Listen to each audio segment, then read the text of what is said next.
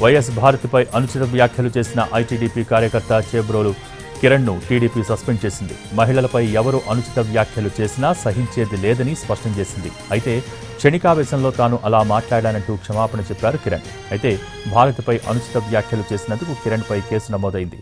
నల్లపాడు పోలీసులు కిరణ్ను అరెస్ట్ చేశారు.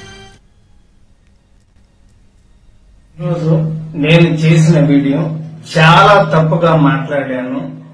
దయచేసి అమ్మ భారతి, జగన్మోహన్ రెడ్డి గారికి మీ ఇద్దరు కూడా దయచేసి నేను నిజం చెప్తున్నాను. నేను అన్నమాట చాలా తప్పు. మీ భారతి గారి కాళ్ళు పట్టుకుని నేను ఒక ఆడ వారి గురించి ఇలాగ మాట్లాడటం నా తప్పు. దయచేసి మీ కాళ్ళు పట్టుకుని నేనైతే క్షమించండి. నేనైతే క్షణికావేశంలో ఈ మాట అనాల్సి వచ్చింది.